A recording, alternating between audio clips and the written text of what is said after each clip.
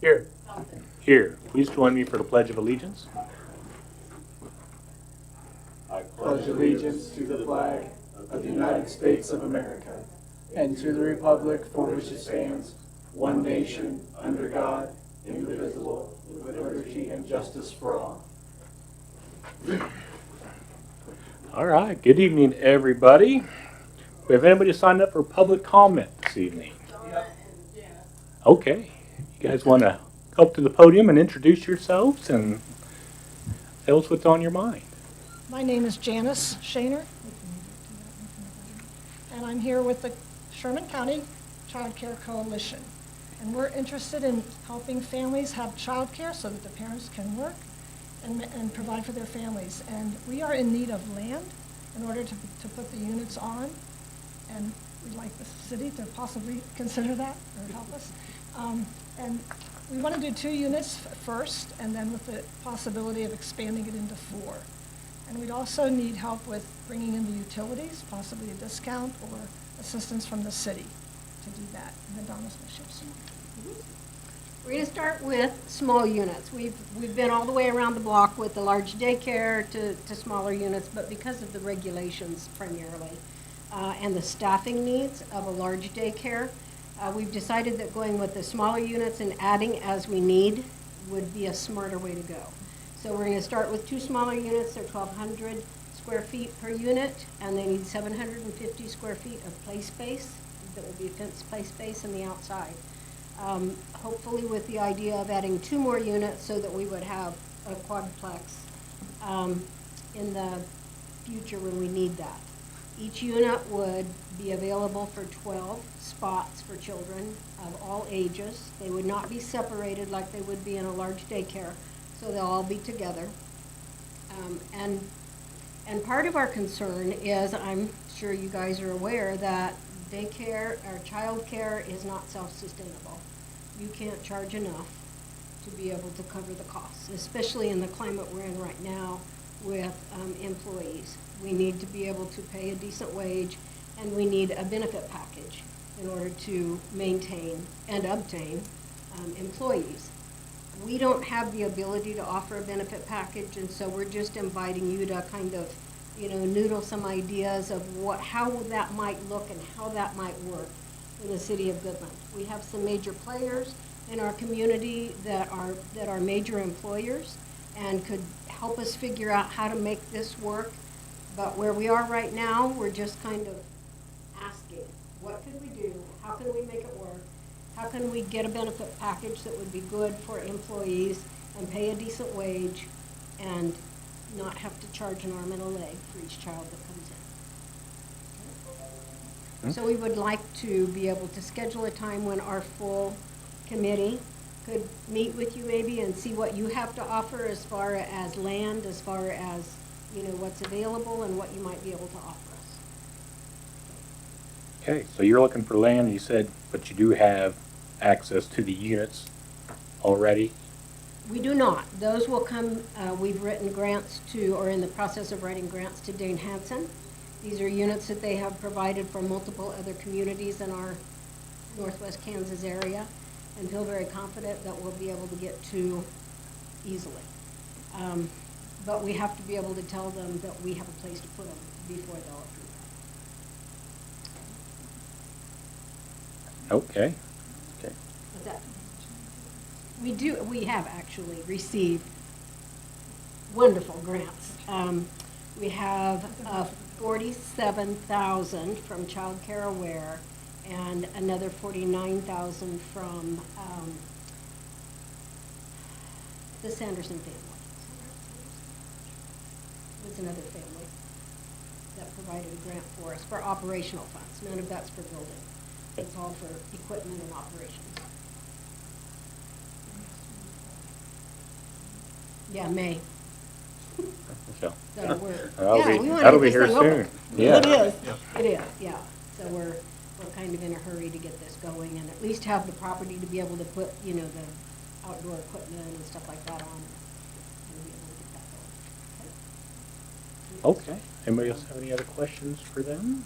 What size of lots are you looking for? Well, we would like to have a space together that would be big enough to accommodate 4 1,200 square feet units with 750 square feet of play space for each one. Each one has to have their own outdoor space. So we're looking at a fairly sizable complex, but not huge. And it would be possible, if we didn't have that big of a space, to put 2 units and the play space, and then maybe locate 2 units somewhere else in the city. That's a possibility. So that's the holdup for applying for the units until we know where we can put them. So the units don't have to be grouped together, they can be on separate lots, is what you're stating. It could be, yes. Ideally, you would want them all together. Ideally, it but- would be nice. Yeah, each one could be on their own separate spot, but Sure. when you can only handle 12 in one unit, it would sure be nice if we could get at least 24 together. Be a lot more manageable. Okay, any good question? All right, well, let us discuss and think it over, and we'll get with Kent, and then we come up with an idea that we think is feasible, or, something we can discuss with you. We'll have Kent reach out and see if we can't get together. Okay, thank you very much. Roger, thank you.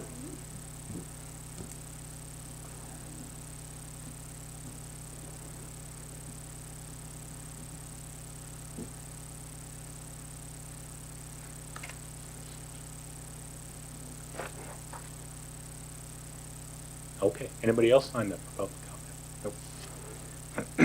Okay, let's move on to consent agenda. We have A, the 10/2/23 commission meeting minutes, and B, the appropriation ordinances 2023-20, 2023-20A, and 2023-P20. Anybody have any questions, comments, or concerns regarding those? I'll move to approve the consent agenda, items A and B. Have a motion by Commissioner Redlin, Second. a second by Commissioner Showalter. Any other further discussion? Roll, please. Myers. Yes. Howard. Yes. Redlin. Yes. Showalter. Yes. Thompson. Yes. Okay, we will just boogie right on down to formal actions tonight. Starting with A request to purchase materials for the South Loop electrical project. Kent? And I will defer to Destin Bedore. He has presented a couple different items, and he'll go through on each invoice. Good evening. Good evening. So I turned in invoices, or not the invoices, but the request for bids on material needed for the South Loop project, and received bids back from the 2 Stanion Wholesale and Border States, are the 2 that I usually deal with. And the priority wire and cable is a Stanion bid. So stuff's quite a bit more than what it was 5 years ago. I'm gonna hear you say that. Yeah. Where the cross arms are getting about the cost of the pole.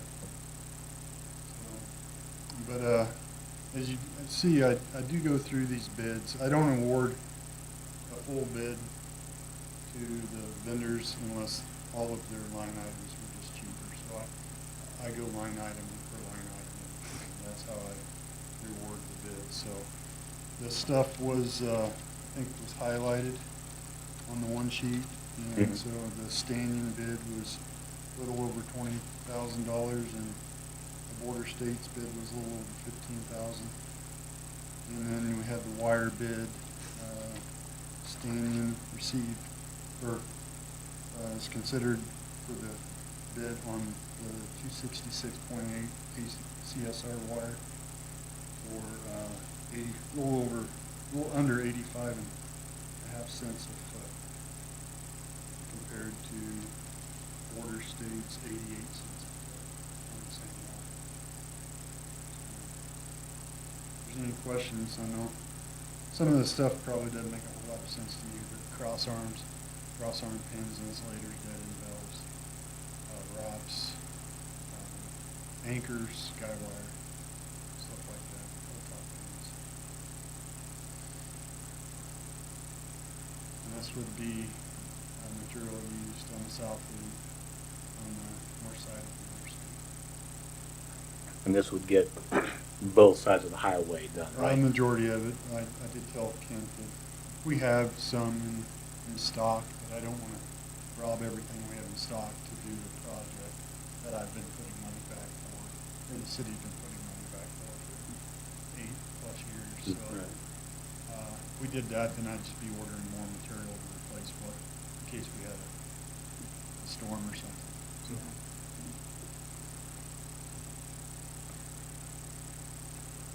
And we're going to the interstate and not fast because we're still waiting to figure out or get the approval.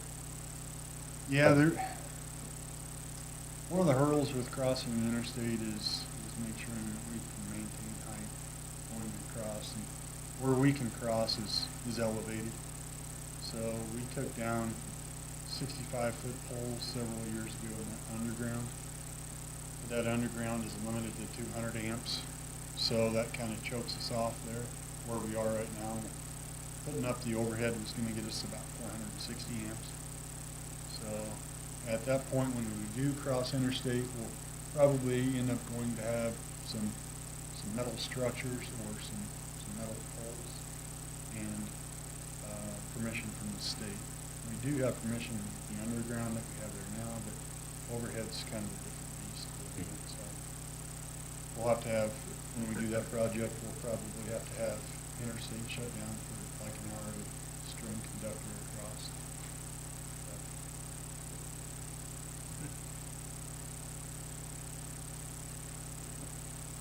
Somebody have any other questions?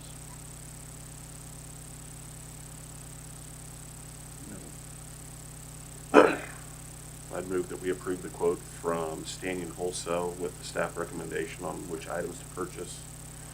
Total $44,898.75, and the quote from Border States with the staff recommendation on which items to purchase, totaling $15,259.55. I have a motion by Commissioner Showalter, Second. second by Commissioner Myers. Any other further discussion? Roll, please. Redmond, Yes. Howard, Yes. Showalter, Yes. Myers, Yes. Oliver. Yes. Thank you. Thank you. Okay, let's move on to item B, which is a resignation from the Construction Advisory Board. Ken? This member of the Construction and Advisory Board, Peyton Ortner, is or worked as a realtor in town. He's moved to another community. He's no longer able, he hasn't been able to attend any meetings for several months. So, and this is just basically to approve the vacation of the appointment at this point, and then the construction board members are already attempting to contact other folks to fill the place. So. Pretty straightforward. Do we have any questions on that? I'll move to approve the resignation from the Construction Advisory Board of Peyton Ortner. I have a motion by Commissioner Redland. Second. Second by Commissioner Howard. Any other discussion? Roll, please. Myers, Yes. Redmond, Yes. Howard, Yes. Showalter. Yes. Olson. Yes. Okay, let's move on to discussion items, starting with a letter of support for the Topside Trail grant application. Ken? We just received this request last week, and I presented it to the mayor. Mayor wanted to make sure it was presented to the entire board.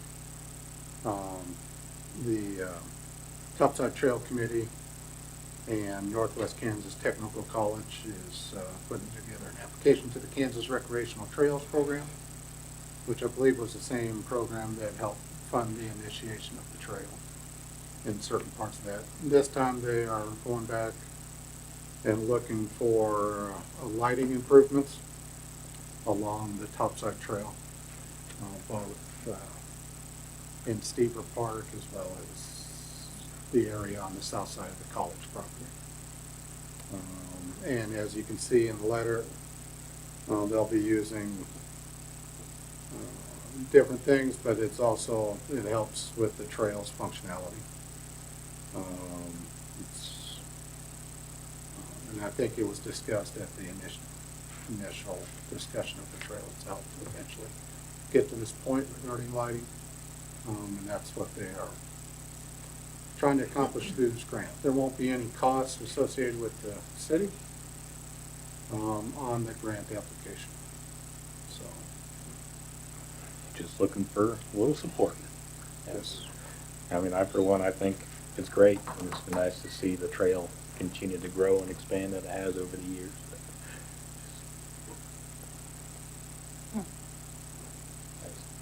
Make sure everybody was in support of it, and so we will give them this letter. All right, thank you. Thank you. Okay, we'll move on to B, police vehicles for 2024. And I'll start off, and Jason Earhart will make the majority of the discussion.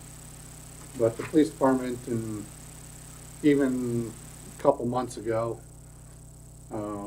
Chief Hayes had brought it to the attention, basically because Ford will not be producing any police package vehicles in 2024. And so there will be no production from Ford, and there's limited production from other makes and models. So it has set off a scramble among law enforcement agencies regarding police vehicles. So use that as an introduction to, and let Jason take it from there. Move along. Good evening. Evening. So, as he said, that there is nothing, you can't even order a Ford Interceptor, which is what we currently have, until late 2024, and then you won't receive those until sometime in 2025. They have actually recalled all the other, they've canceled a bunch of orders and things like that. The only thing that's actually even available to order is a Ford F-150, which we don't need pickups, and the Dodge Durango Pursuit, which is similar to an Interceptor. I have, and those are limited as well. So there's two different ways that I found we can get those. One is out of Garden City, Kansas, JR Audio, and those are $42,750. And then the second idea would be to go through KHP, Kansas Highway Patrol. They retire their vehicles at 49,500 miles. And those vehicles are right around 29,000. Those come with a siren box, the lights, the control head to control all of it, the Havas console, a bumper guard. They do not come with the utility box in the back, and they don't come with a cage. However, that's and the powertrain warranty is standard 5 years, or 100,000 miles, so we still have some warranty on that as well. So that's the way that I would probably lean. 49,000 is not bad mileage. They're highway miles at that, because of Kansas Highway Patrol. So that's kind of the update. I mean, there's just nothing available. They're not making anything. Dodge quit making the Chargers, which those are really tiny, small vehicles, and carry much equipment anyway. And I think they are making Dodge Rams as well, but again, we don't pick up. So it's we're kind of stuck, and that's the two options I've been able to find. So. And the reason that there's been discussion among staff about this is that it's generated a scramble among law enforcement agencies, because the situation's not going to get any better between now and the beginning of the year. In fact, it's going to get worse. So you can put your order in for certain, or get on the list. They won't actually get accomplished until sometime in 2024 with either situation. But multiple cities across the state are facing the same issue. Yeah, so regarding this, so. And I forgot to mention that, so on Kansas Highway Patrol, I did put us on the list. It doesn't lock us into any contracts. It's just, we're just on a list. So they go down and they call each agency and say, hey, do you still want this or need this? And we're 80th on the list. However, they retire 245 vehicles. They'll retire 245 vehicles next year. The JR Audio could get us, they're coming in March for a new one. So that's kind of where we stand, which the Kansas Highway Patrol I'm not too concerned with. I mean, they're doing 245 vehicles and they're limiting agencies to 4. So it seems like it's really bad and lengthy on the list, but it's not terrible. So what vehicle or vehicles are you be looking to replace come next year? Unit 9. That has the highest mileage. Well, so Unit 9, actually none, because Unit 9 will go to the approved extra officer in the budget for that position that we applied for the cost grant for.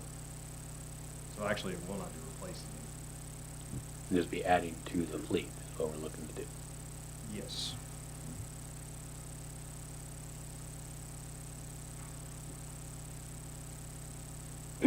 What were we purchasing the vehicles from Ford for? What was the? 41, I looked that up and I apologize, I did not write. Actually, I might have. No, I didn't. It was 41, it was about $1,000 difference. Between a new one, now, it's quite a bit of difference between Kansas Highway Patrol and a new one. Right. 41,250, I believe, so it's about 1,000. Did we, I'm just. Yeah, and those are in the JR Audio, the new one is not equipped with anything. So then you have Yeah, the expense of everything you that. have to purchase. Sure. Did we ask the reason why Ford's not? Like, what's their reasoning of to not be doing? Well, so when we ordered the 2 new vehicles, we actually didn't get them for a year. They're so behind. Mhm. I couldn't answer. The demand is just not there. I know there's some strikes going on. Oh, I forgot about the strikes. Yeah, I mean, there's But tons. their notice on the vehicles was before the strikes occurred. Mm. Yes, and I can't answer your question on why. They're just so behind. I do know that Ford are having issues with getting chips, the computer chips made. And that's as far as I know. And as far as the rest, some of them are just bowing out completely of making them. But I think the Chevy Chevy has Tahoe, but it's in the lower 50s for a Chevy Tahoe. So the Durango and the Explorer, they kind of look the same, and they're about the same size. I hate to mismatch or, not have the same thing, but kind of stuck. Yep. The vehicles that are coming from the highway patrol, you're not gonna be stuck, like, you're gonna say, like, I want an Interceptor or something like an Interceptor, whatever they utilize, I don't know. They use Dodge Durangos. I'm sorry if I didn't mention that. Yes, it's specific, so they use Dodge Durangos and they use Dodge Chargers. Okay. And Dodge Chargers is, they just don't have enough to hold our equipment. Sure. So I apologize, yeah, so they're all Dodge Durangos. Okay. And they do have some Ford Interceptors out there, but those are gonna be gone by the first of the year, from my understanding. So is it your intent then to return to the Ford products after you have the Dodge Durango in service, or are you gonna stick with Dodges after that? It depends on What's available? It depends on what's available, and it depends on if they're a better vehicle. I've heard they're similar, but I've never drove one. I know they're a little bit more compact, smaller on the inside, from what I understand, but it's just gonna depend. Do you have any concerns with having a vehicle that they don't have a dealership here in town? So if we have any warranty work, I'd have to go to Colby then, right? Yes. Yeah. Any For concerns the there for warranty you? work, other than that, Levi can take care of what's not in the warranty. Yeah. But And with every, I mean, That's why I didn't know if you just had planned on going back to Fords after, we have to get by basically with this Dodge for, however long it takes for Ford to go back into production. yeah, we've had really good luck with the Fords, to be honest. So I don't intend on going all Dodges or anything like that at this point. And I can't say that yes or Yeah, no. I know that kind of puts you on the spot a little bit, but. Yeah, I mean, I don't know how they perform, I don't know what, No. they're better in maintenance, I really don't have any idea. So until we go through that process, it's kind of hard to say. Yeah. Well, I like your line of thinking with the KHP vehicle, just because, if we're gonna have to potentially use a Dodge as a Band-Aid for a little bit, I don't wanna have to go out and buy all brand-new equipment for a Dodge, and then maybe in 2 years have it not fit any vehicles that we're gonna own, so.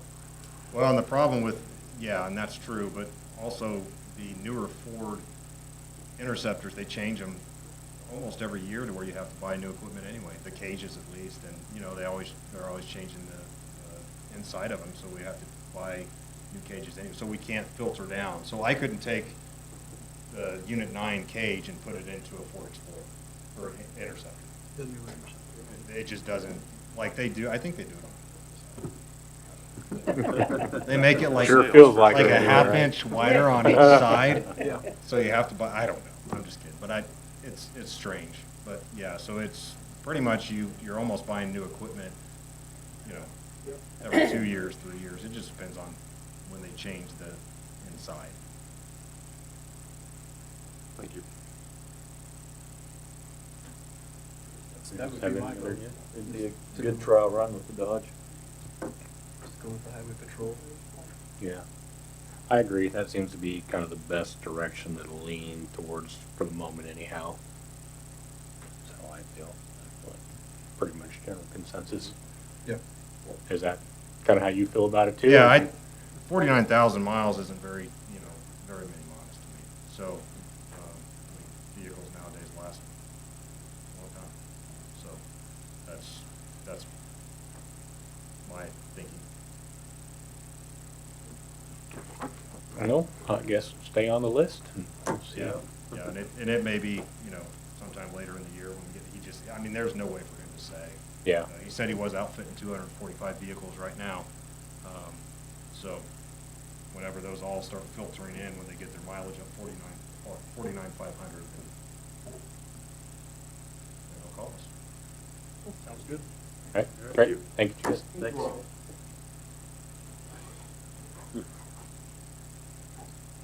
All right. Does anybody have anything else to discuss this evening? Well, let's move on to reports, starting with our city manager, Kent. Included in your packet is the manager memo as well as the month-end budget report for September. And also included is the police activity reports for the last month. There was also a calls per service spreadsheet or graph that helps show the difference between 21, 22, and 23 in the packet. Wanted to include all that. The contract with Community Matters Incorporated. We've had a little bit of to and fro as far as the actual agreement. We'll get that straightened out with Jake. Jake's not here this evening, but get that completed. Once that's completed, they are going to request to speak with each of you, and I said the same thing to the planning commissioners last week. Look to give you a call and have a discussion for 20 to 30 minutes, maybe a little bit more, regarding housing and different types of city codes regarding housing. And that will form the background for them to come out and have a joint meeting between the planning commission and the city commission, hopefully in November sometime, and have a facilitated discussion about that with everybody together then. So, but to have some background work done ahead of time so the meeting can be more fruitful when it's all together. So that was part of the proposal. So I will be sending the contact information to them. If there's a better time for them to call you, please let me know. And you can do that by email or text or something. Let me know that, what would be a good time. But I'll forward their contact information to you, so I'll expect a contact here within the next couple weeks, so. Great. And then we'll work on putting together a joint meeting with the planning commission. Also upcoming in November, we'll have a couple invitation for bids go out. Andrew's here tonight. He forwarded the project plans and specifications to KDOT for their approval for the Caldwell cost share project today. So he should be able to get a response for that here back shortly. And then also with the industrial park project. Is there anything else regarding industrial? I don't think so. You know, we got that call, we were waiting on basically the contracts, to come through, the Caldwell came through, basically done, we just put on that, so definitely going, like I said. Industrial projects, Oh, that's right. same situation. We're waiting for the actual base grant. You know, we were approved for the base grant months ago. But the state has not sent us the actual grant agreement for our signature and the secretary's signature just yet. So they've had, obviously, they have, I don't know how many, what was it? Almost 100 of those different types of grants under the base grant. Understand that, but it's been months now. We still keep contacting them on a regular basis, hoping to get that grant agreement. If that grant agreement comes, then Andrew can submit both for KDOT's approval and also for KDHE's approval as far as the extension of the water and sewer lines. We'll probably go ahead and get, we'll go ahead and get the water extension, sewer extension, stormwater does consent, we'll probably do all that on the stuff that's done and ready to go. Then hopefully not ready. Ready. Okay. So those are the main things with that. If things would fall into place, both of those projects could be listed in November and then have a response time, so the bid award would be in December. Hopefully the first meeting or second meeting in December. And then the actual project construction would occur. That way it can be, make sure it gets scheduled next year. Although with the industrial park project, it would be nice, the piping part of the project, the water and sewer, can be done over the winter. So, or at the edges of the winter. So that's not that, it's not that big a project anyway, but at least that part of the project can be done. So, but we gotta wait for the actual grant agreement comes. And then finally, the standpipe project in Memory Park will be next week. They were originally scheduled to be starting this week. They've had one of their other projects come up, and they delayed us a week till next week. So, but Neil is unable to be here tonight. He had to head to Harvest, but they were draining the tower today, I think. Were they not, Danny? Did you go by there?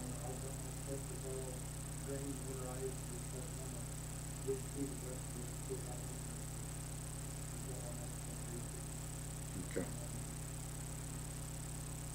Good deal. So that roof project should be, a week and a half to get done once they get set up. So, and that's all I have for right now. Okay. Anybody else have any questions for our city manager? All right, thank you, Ken. Move on to commissioner reports. We'll start down here on my right with Commissioner Showalter, The report tonight. Commissioner Myers, Nothing at this time. Commissioner Howard, Nothing at this time. Commissioner Redland. I don't have anything. Okay, for the mayor's report, I have nothing to add either. So at this time, I would like to make a motion to move into executive session under the authority of KSA 75-4319B1 for matters of non-elected personnel. I would like the commission to be in on this for a period of 10 minutes. Second it. Second by Commissioner Showalter. All in favor say aye. Aye. Aye. All right, thank you.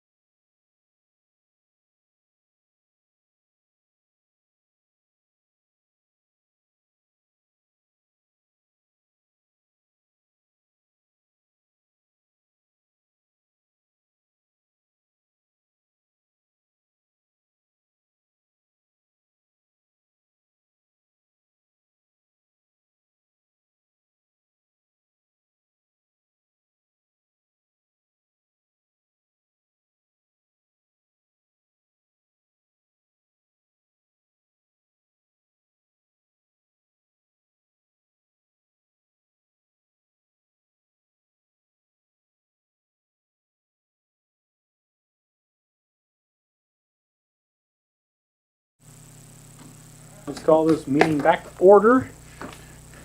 Anybody else have anything else they wish to say this evening?